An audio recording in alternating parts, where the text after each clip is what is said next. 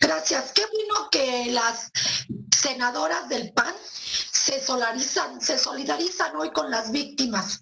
Qué lástima que no lo hicieron así hace años con las víctimas de la guardería ABC, con las víctimas de la guerra que desató Felipe Calderón, con los padres y madres de familia de los desaparecidos de Ayotzinapa.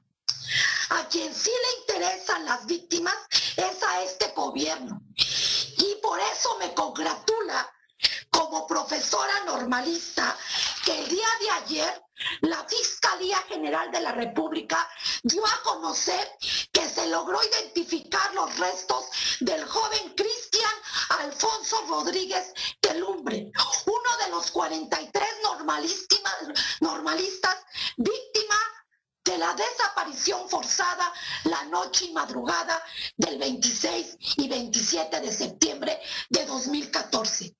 El fiscal de la unidad especializada para el caso Ayotzinapa anunció que los restos de este joven normalista fueron encontrados en la llamada Barranca de la Carnicería en Cocula, Guerrero, no en el basurero de ese mismo lugar, lo que representa que la verdad histórica se acabó. Sería su mentira histórica. Se trata de que se ha encontrado, Presidenta, se trata de que se ha encontrado evidencia de que el gobierno de Enrique Peña Nieto y el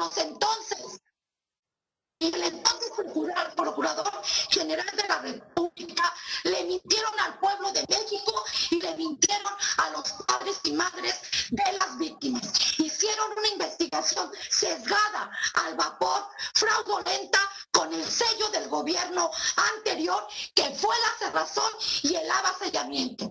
No escucharon, no atendieron, no fueron sensibles al dolor, a la angustia y al sufrimiento de los padres de familia. Por eso debemos hoy congratularnos por los avances que ha anunciado la Fiscalía el día de ayer. Falta mucho, sin duda, para llegar a la verdad y a la justicia, pero ya se nota la diferencia. Hoy nadie se cansa hasta encontrar a todos y a todas, hasta hacer realidad el anhelo de justicia y paz en nuestro país. Gracias, Presidenta.